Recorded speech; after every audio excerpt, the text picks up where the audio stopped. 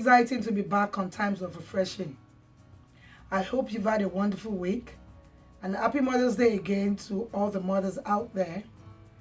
Today, I want to just find out how you're doing with your challenge and your goal setting. How are the goals you've set for yourself? I hope you are applying all the things we discuss to achieving your goals. And I want to pray that you achieve your goals indeed in Jesus' mighty name. I also want to give a shout out to everyone on the weight loss challenge. I hope you didn't back out or back down, and I hope you are doing very well. Let me just share my story so far with you. I've been able to shed at least between 1 to 2 pounds since the last time that we discussed about the challenge.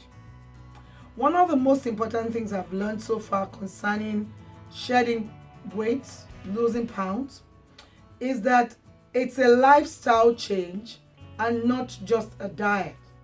Most times we get into diets that we cannot sustain. That is not a good thing. But a little bit of a lifestyle change here and there would help us.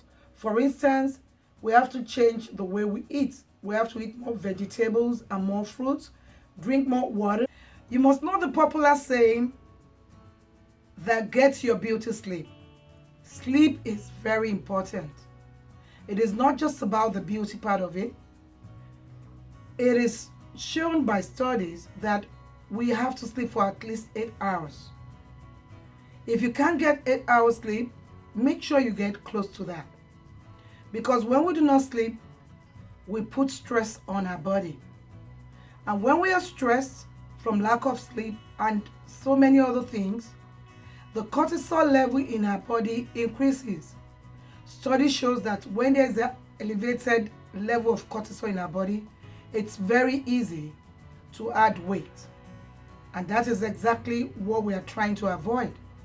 So let's do more by getting enough sleep, and then you see that you'll be beautiful inside and out. You must also make effort to exercise. Since we started this challenge, I've tried to exercise more every day. Just mere walking 30 minutes a day will do a lot for your bodies. You might not have time to walk in the morning. What about when you come back from work? Just take a short stroll. You will see the difference as time goes on in your body.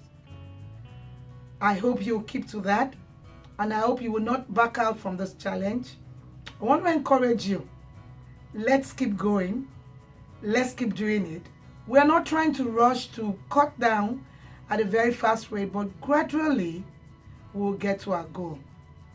So I'm expecting to see the change in you as you're expecting to see the change in me. When we come back, as was said earlier, we want to talk about managing expectations. So I want to encourage you, don't go anywhere, because we'll be right back. Make sure to like our Facebook page at Times of Refreshing with Pastor Toyin, and subscribe to our YouTube channel at Times of Refreshing with Pastor Toyin, and you will be truly blessed. Today, we want to talk about managing expectations. As a pastor's wife, and for those of us who are not pastors' wives that are watching this broadcast, we wear so many hats. A pastor's wife is first a wife to the pastor, a mother to her children, both biological and even spiritual. And also, you are a minister in the church, a worker and a minister. And peradventure, there are some of us that even have jobs outside our calling. There are so many things that we need to do. And there are so many expectations that has been placed on us. And if we do not manage these expectations properly, it's going to lead to discouragement, it will lead to stress, it will lead to unfulfillment. That is why you and I need to know how to manage the expectations placed on us.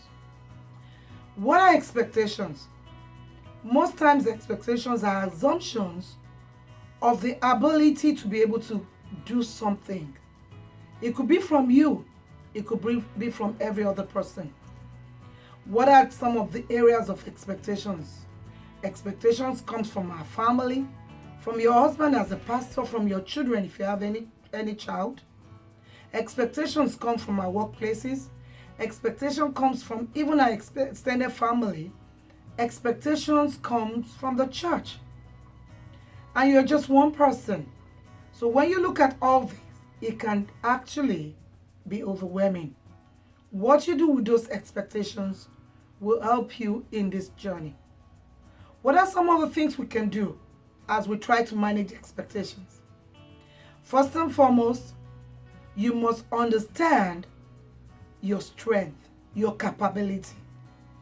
It's not everyone that is good in everything. There are some things you are good at. You must understand that there are some things that you do and you get tired.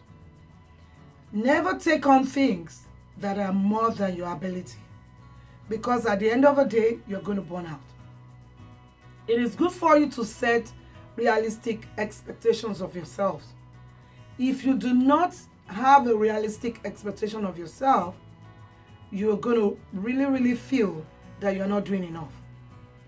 You don't want to task yourself too much on a particular project, on a particular issue. It is good from time to time to reassess your expectation of yourself and then look at it if you're not going to be able to achieve it, and then you can set new expectations. That would help you, because stress can come when you don't meet most of your expectations. What about the expectation that other people expect of us? When people have expectations of us, it's good to know how to manage it. You must also be realistic in this aspect of it. You have to be able to do what you can do and leave the rest. But most times people might not understand. That is why communication is a great skill when it comes to managing expectation. As a pastor's wife, you must learn to communicate. When your husband expects some things from you, it is good for both of you to sit down and talk about these expectations.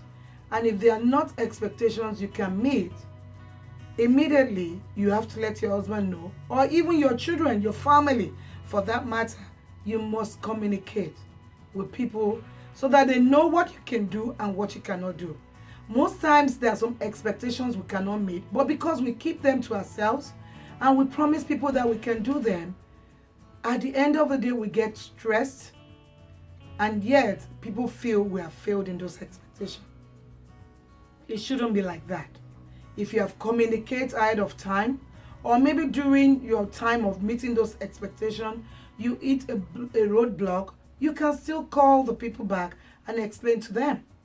It is important. You must also learn how to say no. So many times the problem with us as human beings is that we get emotional, and at times we do not know how to say no. There are some things you must know how to say no to. Let me give you an example of myself. I like celebrating with people because the Bible says we should rejoice with those who are rejoicing. But I found out that there are times that I make promises, and at the end of the day, because there are other things I have to do, I'm not able to go celebrate with a friend I've promised. What I've resulted in doing lately is that I look at my schedule and I'm able to tell people I will not be able to make this occasion. I will not be able to be at this celebration. And it has helped me, it has given me a lot of peace of mind. Because before, I'm thinking of what my friend or the person I've promised will say, or how they will feel. But now that I've learned to say no to some things, I find out that I have a lot of peace and I'm less stressed. So learn how to say no when it is important. That doesn't mean we should shirk our responsibilities or shy away from the things we are supposed to do ordinarily. You must still be that person, be that pastor's wife who is approachable, who is dependable, who people know that, when you can, you will do what they expect of you. Expectations can really be stressful. So don't let expectation put stress on you, especially other people's expectation of you. You must also learn to pray concerning expectation. It is important. And invite the Holy Spirit. I can never ever do anything without praying and inviting the Holy Spirit to help me, because it's our source of spiritual strength. The Holy Spirit will teach you how to be able to manage these expectations so that it will not result into stress for you or even for the other. So I want to leave you with this. Do whatever you can do and leave the rest. There will always be more times to do things in future. Even though you want to meet all the expectations, because you are not a superwoman, it is impossible for you to meet all the expectations. So do what you can and leave the rest. Until next time on Times of Refreshing, keep managing your expectations. Say no when you need to say no. Set realistic expectations for yourself. Know your strength, and God will help us indeed. Bye.